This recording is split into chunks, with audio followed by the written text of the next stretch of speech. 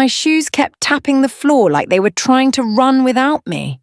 The airport was loud, but my head was louder. "Final call," a voice said over the speakers. People rushed past with rolling bags. A baby cried. Someone laughed like they had all the time in the world. I did not. My ticket was damp in my hand from my sweat. My purse strap kept sliding off my shoulder. I held it tighter and pushed through the crowd. I was already late. Not late for a party, not late for a trip, late for my mother. My mother was sick, very sick, the kind of sick where every phone call feels like it might be the last one. That morning, the nurse had called me and said, "Please come as soon as you can." Her voice had been kind, but it had something else in it too. A pause, a careful tone, and like she was choosing words around someone standing near her. Then my mother had come on the line for just a few seconds. Her voice sounded thin like paper. "Come," she whispered. "Don't wait." I asked, "Mama, what is it? Are you in pain?" But the call ended fast. Too fast. Like a hand had reached out and pressed the red button. I had stared at my phone after that, feeling my heart thump like it wanted to break my ribs. So I packed fast. I locked my door twice. I called a taxi. I did not even sit down to drink water. Now I was at the airport, rushing, telling myself just get on the plane, just get there. I reached the line for boarding. I could see the gate ahead. I could almost see the plane through the glass sitting there like it was waiting for me. That's when my phone rang. I almost ignored it. I know that sounds terrible, but I was thinking, if it's the hospital again, I will miss my flight. If I miss my flight, I might miss my mother. The screen showed my daughter's name. My daughter never called like this during the day unless something was wrong. My stomach tightened. I answered. "Hello?" I said, trying to keep my voice steady. All I heard was breathing. Fast. Broken. Like she had been running or crying or both. Then she made a sound that didn't even feel like a word. It was like a sob got stuck in her throat. "Baby," I said, "talk to me. What happened?" Her voice came out in pieces. She said, and then she swallowed hard. "He just left me." Time stopped, not the airport time. People still moved, bags still rolled, the speaker still talked. But inside me, everything froze. "He left you," I repeated, but because my brain could not grab the meaning. "Who left you? Your husband?" She cried harder. "Yes," she said. "He walked out. He didn't even look back." My fingers went numb around the phone. My mother was sick. My daughter was breaking. 2 emergencies, 1 heart. I wanted to split myself into 2 people, one to run to my mother's bedside, one to hold my daughter and tell her she was not alone. But I had only 1 body, 1 pair of hands, 1 voice. I leaned against the wall near the gate so I would not fall. "Listen to me," I said. "Where are you right now?" "At home," she whispered. "I'm on the floor. I can't breathe right." "Sit up," I said quickly. "Put your back against the couch or the wall. Breathe slow with me. In, out." She tried. I could hear her fighting for air like she was swimming in deep water. "Hey, what happened?" I asked, softer now. "Did he hurt you?" "No," she said, but the way she said it made me feel worse, not better, like she was trying to convince herself. "He said he's done," she went on. "He said I'm too much. He said I always run to you. Then he took his bag and left." "Did he say where he was going?" I asked. No, she said. He just left. I stared at the gate. The line was moving. People were stepping forward, scanning their boarding passes, walking onto the plane. My body wanted to go with them. My mind wanted to stay on this phone.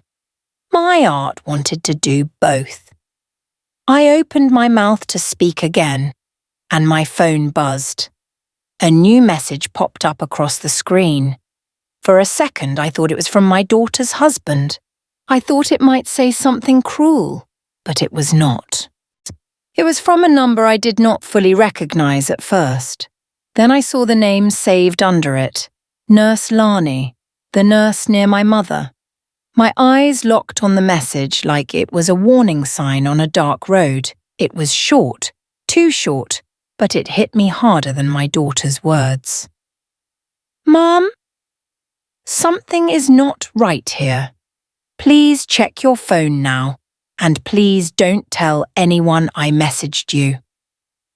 My throat went dry. I looked from the message to the gate, then back to the message again. I could hear my daughter still crying on the line, calling my name. I could feel the airport air cold on my skin. And in that moment, I understood one thing clearly. This day was not only about sickness and sadness. Something else was happening, something hidden. And that one message had just changed everything. Before that airport day, I kept telling myself everything was just hard right now. My mother had been getting sick for months. At first, it was small things. She got tired fast. She forgot where she put her glasses. She stopped cooking the foods she loved because standing made her dizzy. I tried to help from far away. I called every morning. I sent money for her medicines. I begged her to eat. I asked the nurses questions, but lately, it was not only her body that worried me. It was her words. One evening, a few weeks before my flight, I called her like I always did. Her voice was weak, but her mind sounded sharp. "Did you lock the drawer?" she asked. I blinked. "Which drawer, Mama?" "The one," she said quickly. "The one with my papers." "What papers, say?" I asked, trying to sound calm. She paused, then whispered, "The ones that matter." I laughed a little, because I did not want to be scared. "Mama, you're tired, you're thinking too much." But she didn't laugh back. "Who has my papers?" she asked again. "Nobody has them," I said. "They're with you." She breathed like she wanted to say more, but she didn't. Then she changed the topic, like someone had walked into the room. That was the first time my stomach felt tight, for no clear reason. After that, the strange questions kept coming. "Did you tell anyone about the box?" "What box?" I would ask. She would say, "Never mind." Or she would ask, "Did you check the name on the forms they brought?" I would say, "Mama, nobody should bring you forms. Tell the nurse to call me." She would answer, "Yes," but her voice would shake. I told myself it was just fear. Sick people get scared. Sick people worry about everything. Still, every time we spoke, she sounded like she was trying to warn me without saying the warning out loud. At the same time, my daughter was also changing.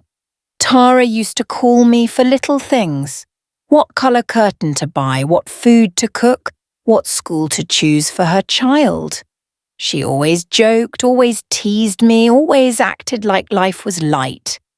Then slowly her calls became less. When she did call, she spoke fast, like she wanted to finish and hang up. "How are you?" I'd ask. "Fine," she'd say. "Are you eating?" I'd ask. "Yes," she'd say, but her voice sounded thin. When I asked about her husband, she would answer with one sentence and move on. He's busy. He's tired. We're okay. But a mother knows when okay is a mask. One day I went to visit her without telling her first, and I wanted to surprise her with food and see her face.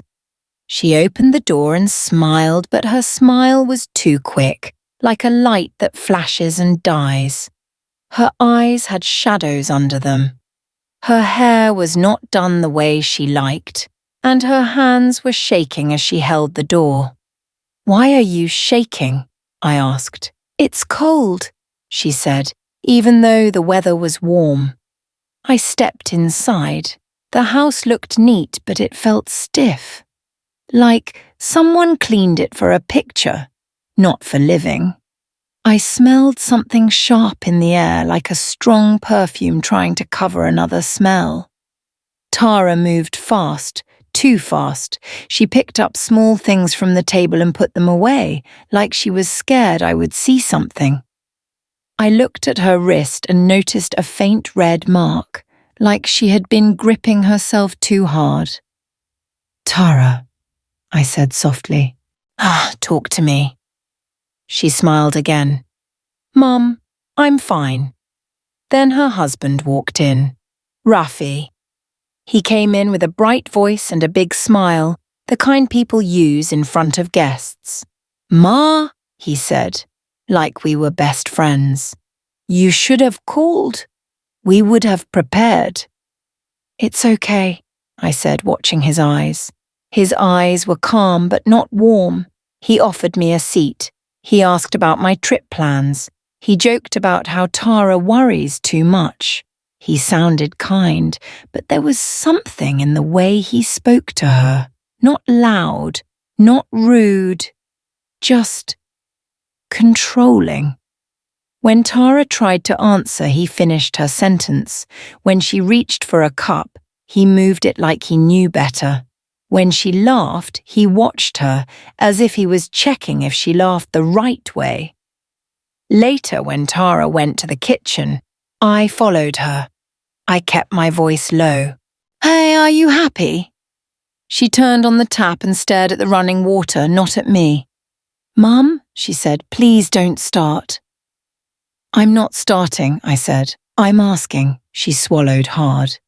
"Rafi says I run to you too much." "And do you?" I asked. She gave a small laugh that sounded like pain. "Maybe." "What do you want?" I asked. She didn't answer. I reached for her hand, but she pulled it away, not in anger, more like fear. Like she was scared someone would see us holding hands and think she was taking sides. That scared me more than any shout would have. When I left that day, Rafi walked me to the door. He smiled and said, "You know Tara. She's sensitive. She makes small things big." I looked at him. "She's my child." He nodded, still smiling. "Exactly, so you worry." It sounded polite, but it felt like a warning. That night, I lay in bed thinking about two things. My mother asking about papers. My daughter looking like she was shrinking inside her own home. I told myself, tomorrow I will call Tara again. Tomorrow I will ask the nurse more questions. Tomorrow I will handle it. But life doesn't wait for tomorrow.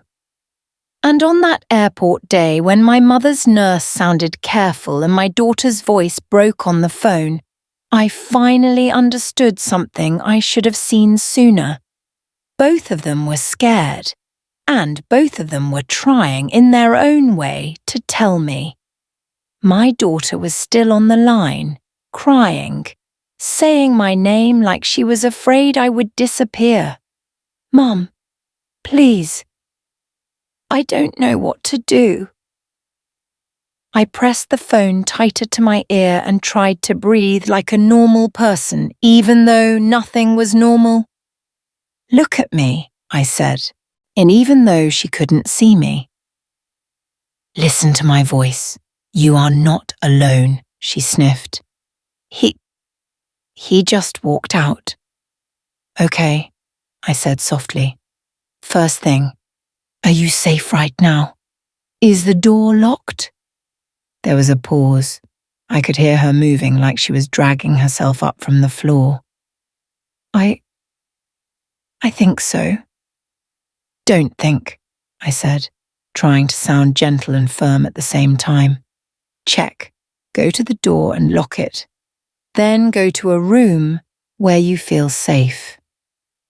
I leaned my shoulder against the wall near the gate. People brushed past me, some in suits, some in flip-flops, all of them busy with their own lives. I wanted to shout, "My mother might be dying and my daughter is falling apart," but I didn't. I just stood there, holding my breath, waiting for my daughter's answer. "It's locked," Tara whispered. "Good," I said. "Now sit. Put your back against something. Breathe slowly." I breathed with her.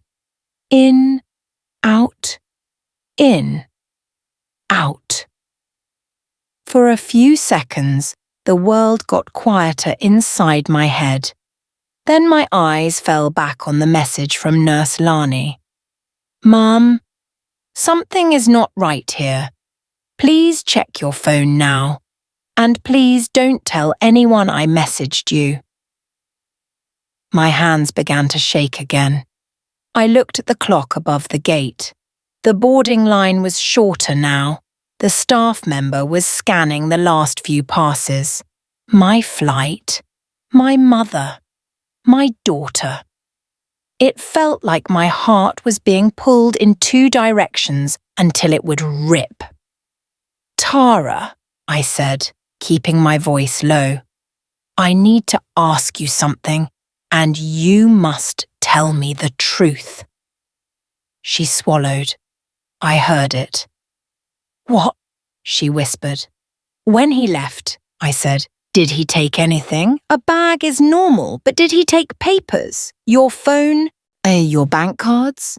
Anything important?" She didn't answer right away. That silence was loud. "Tara," I said again, "talk to me." She started, then stopped. My stomach sank. "What did he take?" "He opened the drawer," she said, her voice small like a child's. "The one where we keep things." "What things?" "Documents," she said. I felt cold. "Which documents?" "I don't know," she cried. "He didn't let me see. He just pulled some out and said—" Her voice cracked. "He said, 'You'll thank me later.'" My fingers tightened around my phone until my knuckles hurt. "Did he say where he was going?" I asked. "No," she whispered. Only that I shouldn't call you." My throat went dry. The airport lights suddenly felt too bright. "Why would he say that?" I asked. "I don't know," she said, and her fear sounded real. But he looked different, Mom, like he already decided something." I stared at Nurse Lani's message again. Something is not right here. I wanted to tell myself it was just stress, just two hard problems in one day, but my body knew better. My body knew when danger was nearby, even if my mind was still trying to be polite. "Tara," I said carefully, "I need you to stay calm. Do not chase him.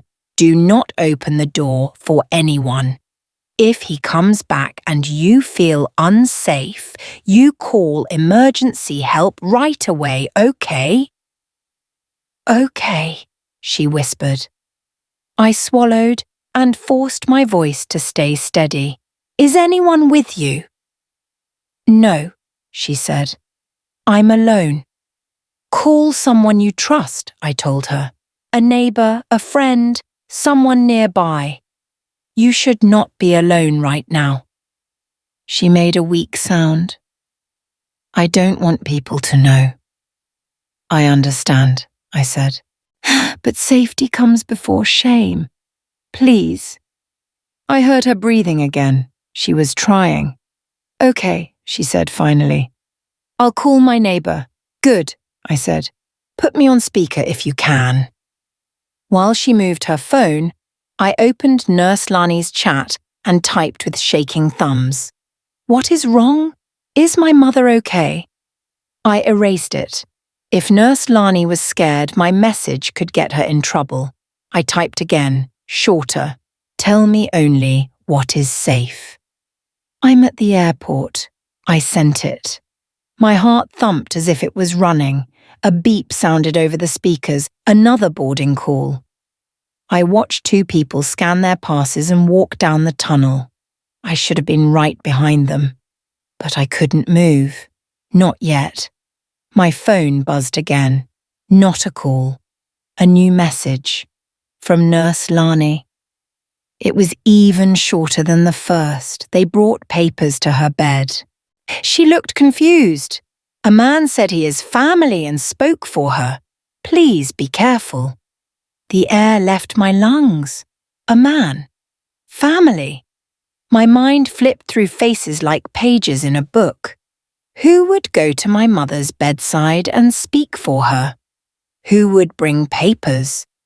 And why did it feel like the same kind of thing as my daughter's husband taking documents from a drawer?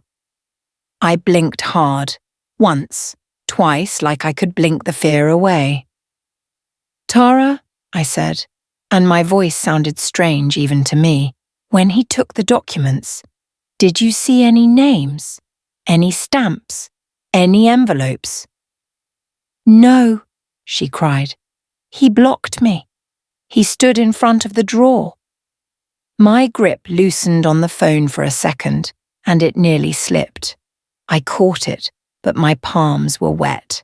I needed facts, not guesses, not feelings. Facts.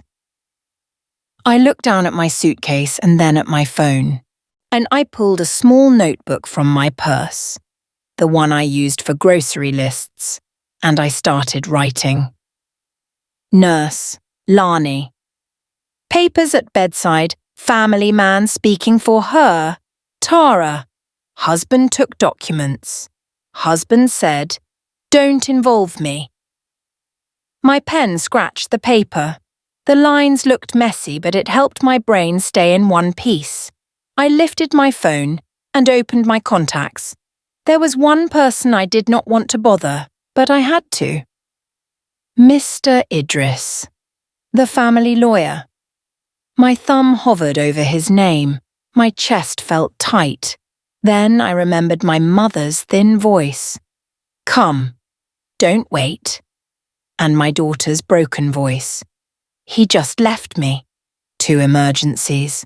But now it didn't feel like 2 anymore. It felt like one problem wearing 2 masks. I pressed call. Mr. Idris picked up on the 3rd ring. His voice was calm, like he was sitting at a quiet desk, not inside the storm that was my day. Hello, he said. Mom, are you okay? I swallowed. No, and I don't have time to explain slowly. Then explain fast, he said. I looked around the airport. People were still walking onto the plane. The gate worker glanced at me, then looked away. It felt like the whole world was moving forward while I stood stuck in one spot. My mother is in the hospital, I said. The nurse just warned me something is not right. She said papers were brought to my mother's bed and a man said he is family and spoke for her. Mr. Idris did not gasp. He did not shout. He asked one question. Did your mother sign anything? I don't know, I said. The nurse said my mother looked confused. Okay, he said. Second question. Who else in your family has been there today? I don't know, I said again, and my voice shook. But my daughter called me crying. Her husband left her today and he took documents from their drawer and he told her not to involve me. There was a short silence on the line. Not the kind of silence that means someone is lost, the kind of silence that means someone is thinking. Then Mr. Idris spoke carefully. Listen to me. Do not accuse anyone right now. Not on the phone. Not to hospital staff, not to your family. We need facts. My fingers tightened around my small notebook. What facts? Names, he said. Room number, doctor's name. When the papers came, what kind of papers, and if possible, who brought them? I breathed out slowly. The nurse is scared, she said not to tell anyone she messaged me. Then protect her, Mr. Idris said. Ask her only for small, safe details. No pictures, no big risks. Just things we can use. I nodded, even though he couldn't see me. And about your daughter, he added. Make sure she is not alone. I told her to call her neighbour, I said. Good, he replied. Now for your mother. Call the hospital front desk. Ask simple questions. See if their answers match what you were told before. I looked at the boarding line again. It was almost empty now. I hated myself for standing there like this. But something inside me said, if I get on that plane without clarity, I might arrive too late to stop something. Okay, I whispered, I'll call them. One more thing, Mr. Idris said. Write everything down. Every name, every time, every sentence that sounds strange. I'm already writing, I said. Good, he replied. Call me back when you have the room number and the doctor's name. The call ended. I stood there for 1 second with my phone pressed to my ear, hearing nothing but the soft hum of the airport. Then I moved. Not running this time. Moving like someone who has to be steady because if she breaks, everyone breaks. I called the hospital number. It rang. A woman answered, bright and polite. Good afternoon, hospital desk. Hello, I said. I'm calling about my mother. She's admitted there. Name? The woman asked. I gave it. There was typing. Yes, the woman said. She is here. Relief tried to rise in me, but it didn't stay. Can you tell me her room number? I asked. Room 12B, the woman said quickly. My pen stopped. Because last week when I spoke to someone there, they said room 8A.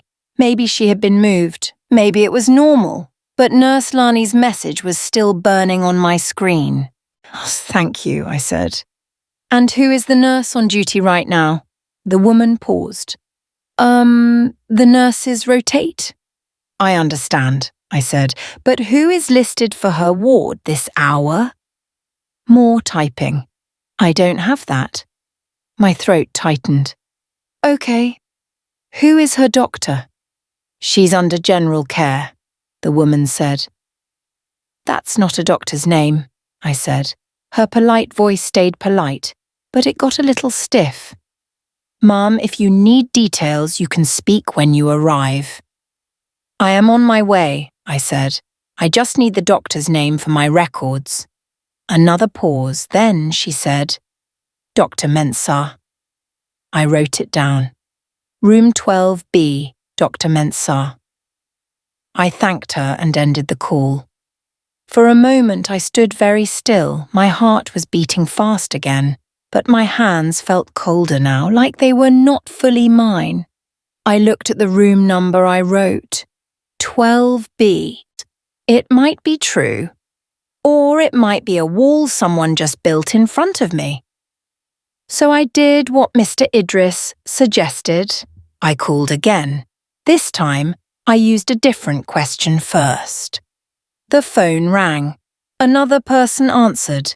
A man this time. Hospital desk, he said. Hello, I said, changing my voice just a little. I'm confirming visiting hours for the patient in room 12B, he said. Room 12B, 1 moment, typing. Then he said something that made my stomach drop. Room 12B is in recovery. Visiting is limited. Recovery? My mother was not in recovery. She was sick and weak. She was not there for a simple thing. She had been fading slowly. I kept my voice calm even though my insides were shaking. Sorry, I said.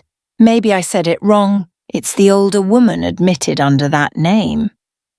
More typing.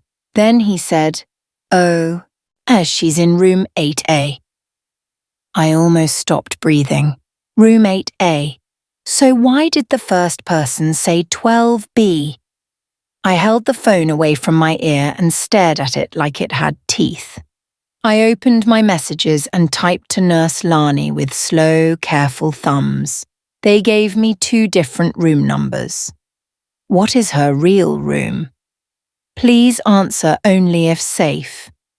I didn't even press send yet when my phone buzzed again. A message from my daughter. Just 1 line. He texted me, Don't involve your mother. My eyes stung. I looked between that line and the nurse's warning. A man saying family at my mother's bedside. My daughter's husband taking documents. A message telling my daughter to keep me out. It didn't feel like random problems anymore. It felt connected, like a rope pulling tight around my family. And the tighter it got, the harder it was to breathe. So, then another buzz came in. Nurse Lani. Her message was short, like she was afraid of every second it existed on her phone. She is in 8A. And please, be careful who you talk to. I stared at Nurse Lani's message until the words blurred. She is in 8A. And please, be careful who you talk to. My first thought was simple and heavy. Someone lied to me on purpose. Not a mistake, not a mix-up. A lie. I wrote it down fast in my notebook. First desk said, 12, second desk said, 8A nurse confirmed 8A. Warning, be careful who I talk to. I looked around the airport again.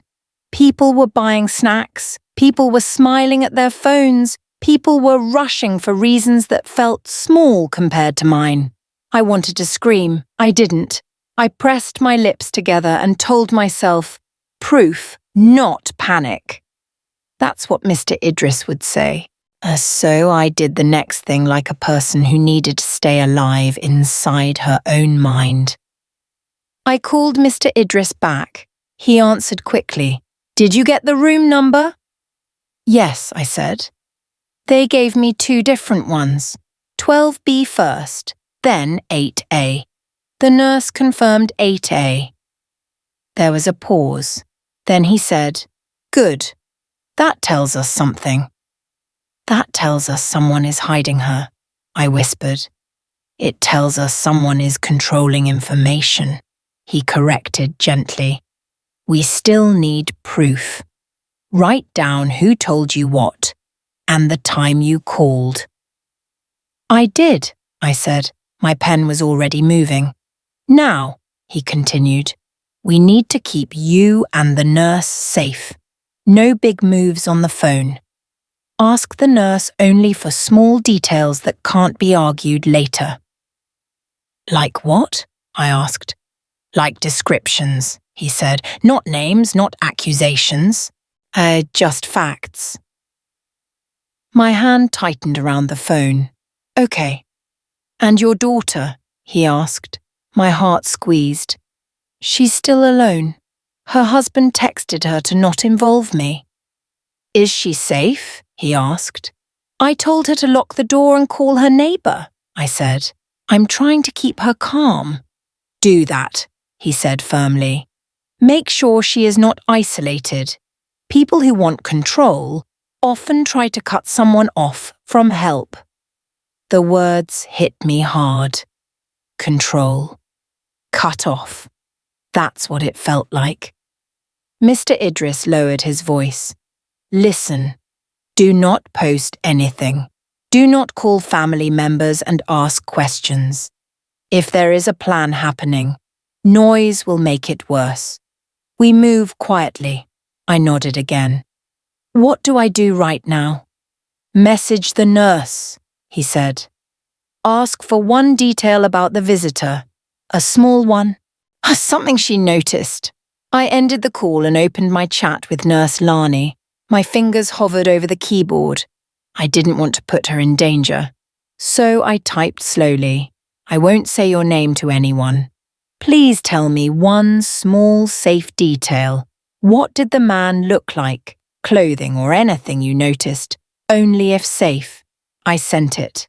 Then I switched to my daughter's messages.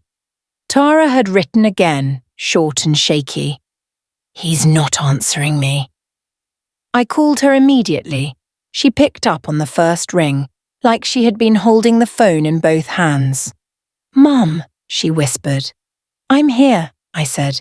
Is your neighbour with you? She's coming, Tara said.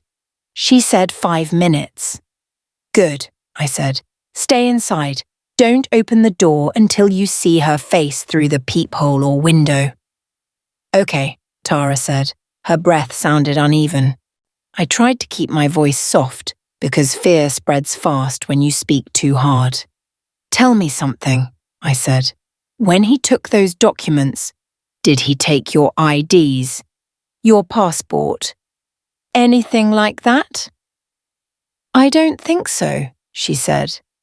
He took papers from the brown folder, the one we keep in the top drawer. What's inside that folder? I asked.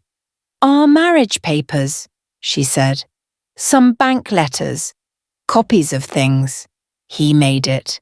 He said it's organized.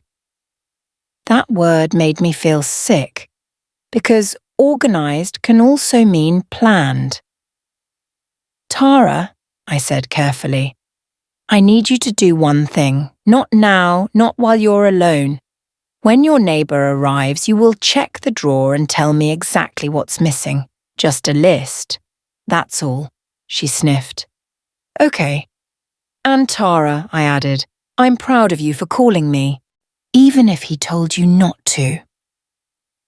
She went quiet for a second, then whispered, I was scared you'd be angry. Never, I said. Not at you. She started crying again, but softer now, like the tears were slowing. A buzz came in. Nurse Lani. I opened her message. It was short, like she was typing with one eye on the door. He wore a dark blue shirt and clean black shoes. He had a heavy gold ring with a black stone. He spoke like he was in charge. My chest tightened. A heavy gold ring with a black stone. That detail felt sharp, like a needle pushing into an old memory. I didn't let myself jump to a name, not yet. Proof, not panic. I wrote it down. Visitor. Dark blue shirt, clean black shoes, heavy gold ring. Black stone, spoke like he was in charge. I stared at my handwriting. My hands were steadier now. Not because I was calm, but because my fear had turned into focus. I called Mr. Idris again and read the details exactly as written. He listened without interrupting. When I finished, he said, Good, that's usable. Usable for what? I asked. For stopping rushed signatures, he said. For asking the right questions in the right way. For showing patterns without guessing. I swallowed. What if it's someone we know? Then we still do this the right way, he said. No shouting, no rushing. You protect your mother's rights with paperwork and presents, and you protect your daughter with safety and support. I looked at the gate again. The boarding line was gone now.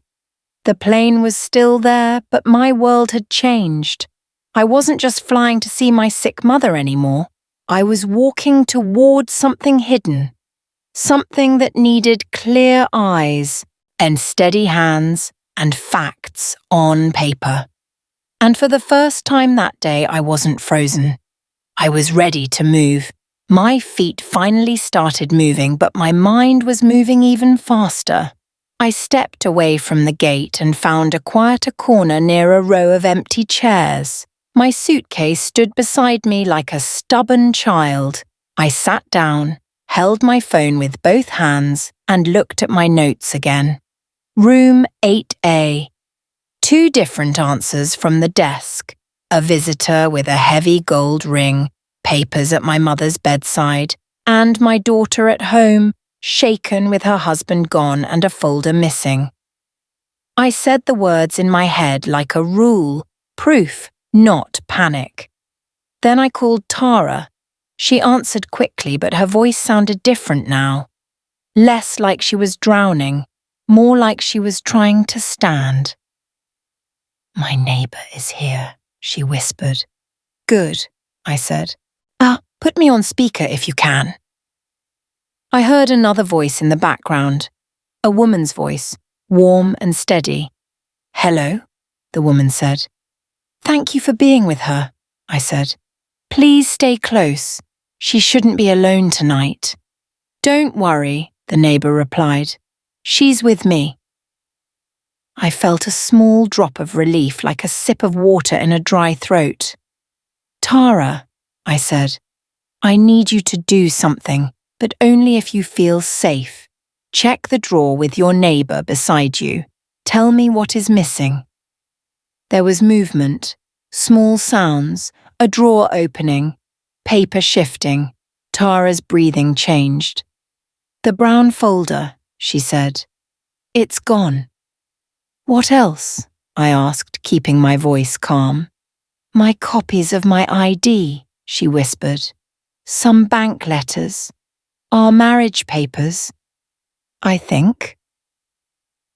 Her neighbour spoke gently. "Slow down, dear. I look one by one."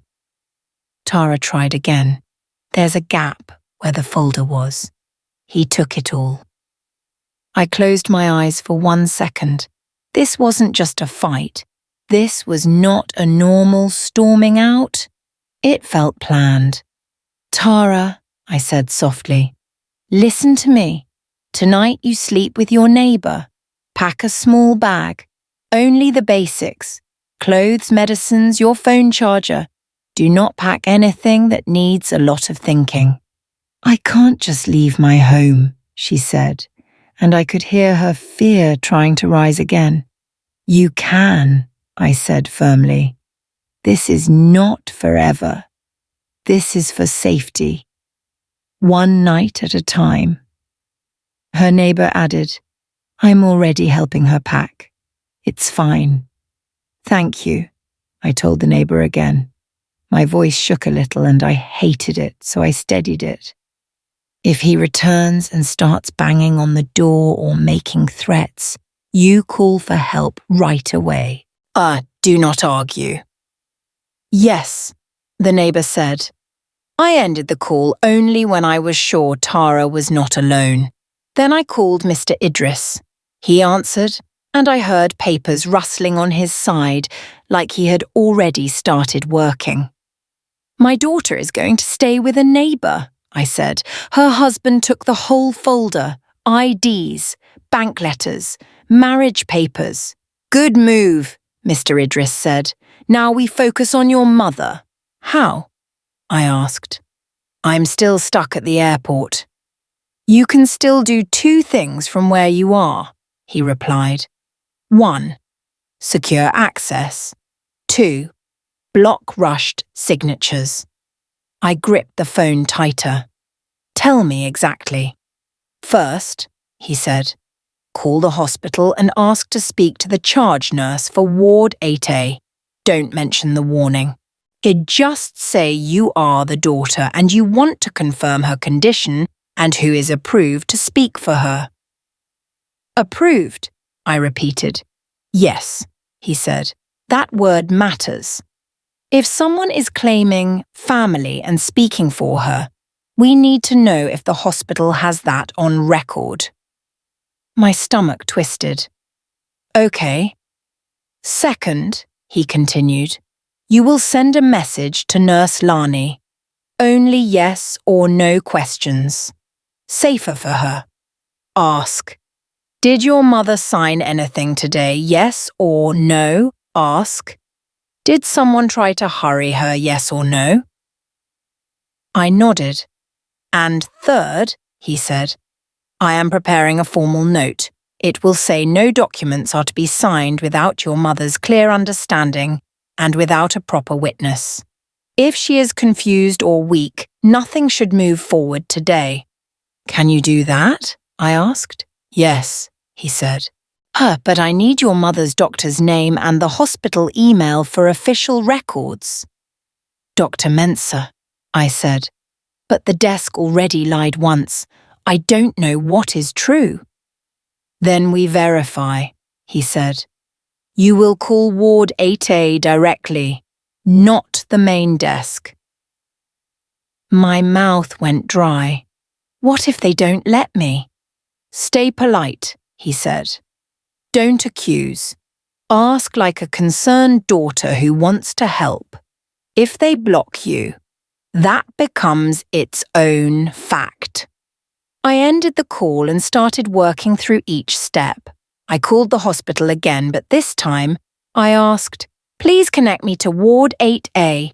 The person at the desk hesitated, then transferred me. A phone rang somewhere far away. A woman answered, tired but professional. Ward 8A.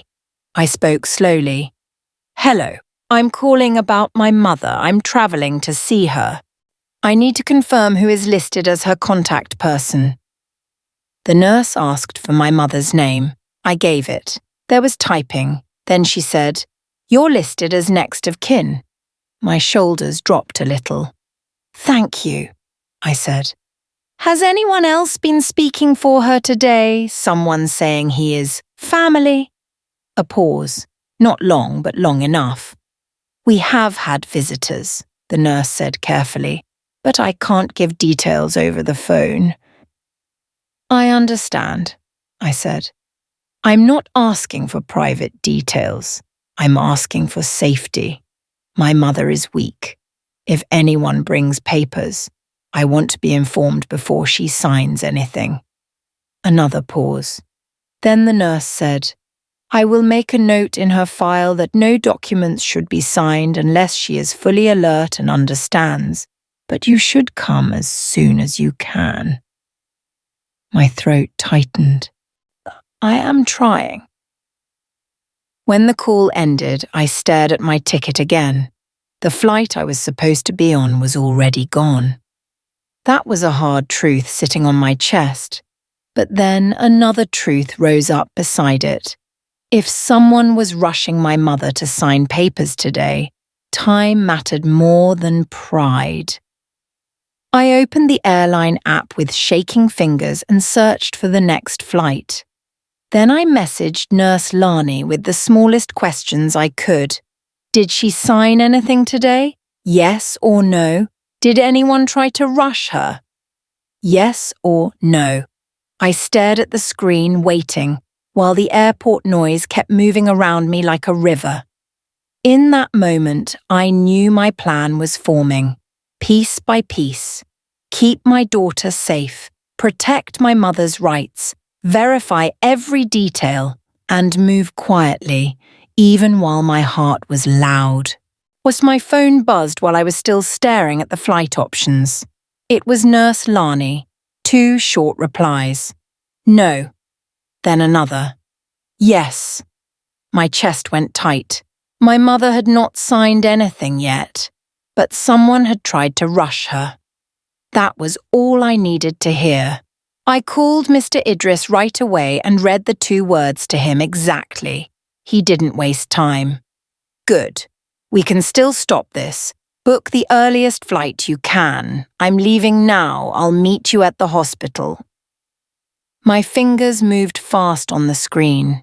I found a flight. It cost more than I liked, but my mother's safety was not a place to save money. When I finally sat on the plane, I didn't feel relief. I felt a hard kind of focus. I kept thinking about the gold ring with the black stone, because I had seen it before. Not on my brother, not on my cousin, not on some old uncle, on Rafi. I remembered a family dinner months ago, Rafi laughing loudly, lifting his glass, that heavy ring shining under the light. I remembered how he liked to tap it on the table like it was a stamp that said, "I decide." My daughter's husband. Family. That word suddenly felt dirty. When the plane landed, I didn't wait. I rushed out, got into a taxi and held my phone like it was a lifeline. I called Tara on the way. She answered softly. "Mum, where are you?" I asked. "At my neighbour's place," she said. "She won't let me go back alone." "Good," I said. "Listen to me, Tara. I think Rafi is not just gone.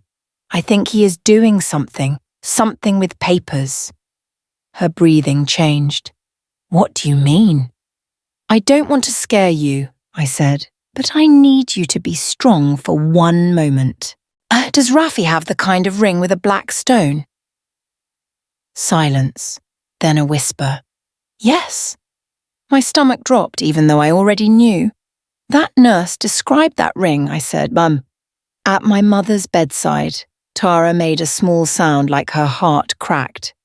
"Why would he be there?" "That's what we are going to find out," I said.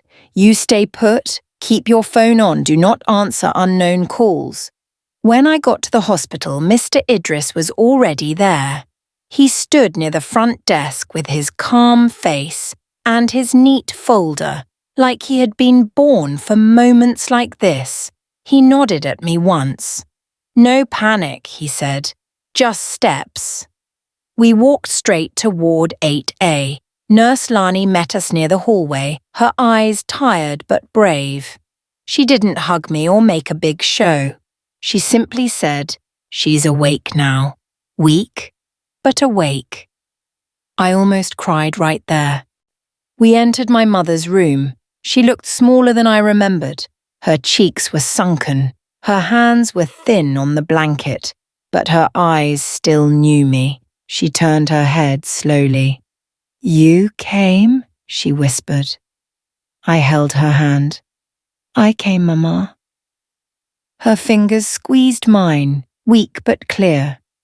Mr. Idris stepped forward gently and introduced himself, and my mother nodded like she understood. Then I heard a voice from the doorway, smooth, confident. "Ma'am," Rafi said, walking in like he belonged there.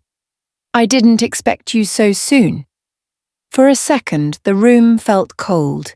He wore a dark blue shirt, clean black shoes, and that heavy ring with the black stone.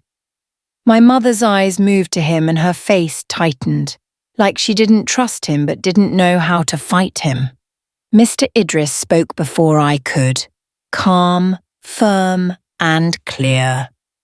"Sir, you are not listed as the decision-maker for this patient. Please step out while we speak with her." Rafi smiled like he was amused. "I'm family," he said easily. "I'm her granddaughter's husband." "That does not give you the right to bring documents to her bed," Mr. Idris replied. Rafi's smile faded just a little. "We were only trying to help. She needs things handled." My mother's voice came out thin but sharp. "I didn't ask him," she whispered. I looked at my mother. "Did anyone try to make you sign something today?" My mother blinked slowly, then nodded once. "They said, it's for care, for money, for easy things." Her eyes filled with tears. I couldn't read well. I felt tired. Mr. Idris turned to the nurse on duty. "Please note this. She did not give informed consent." No documents are to be signed. The nurse nodded quickly. Understood. Raffi took one step forward. You're making this bigger than it is. That's when my mother squeezed my hand again and whispered, He came with the folder. My throat burned. I kept my voice low but steady. The folder you stole from my daughter? I asked. Raffi's face changed, just for a blink, like a mask slipping. He looked at me and tried to sound kind. Mum, your daughter is emotional right now. Don't, I said. One word.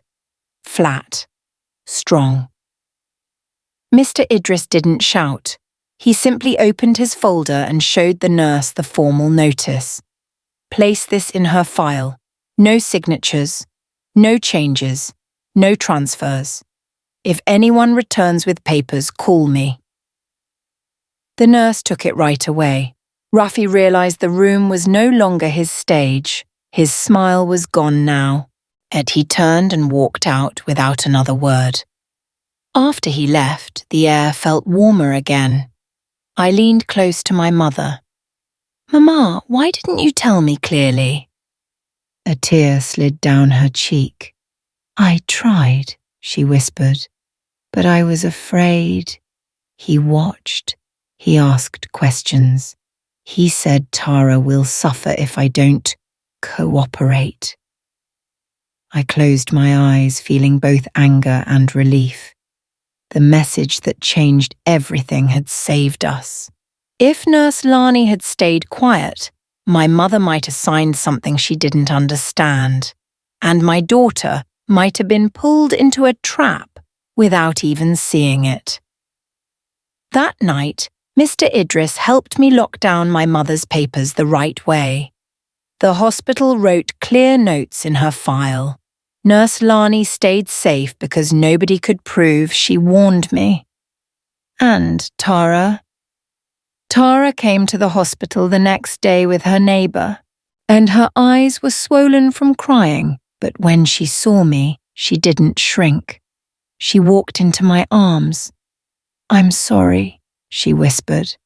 No, I told her. You're brave. We didn't fix everything in 1 minute. Real life doesn't work like that, but we stopped the worst thing. We protected my mother, and we made sure my daughter was not alone anymore.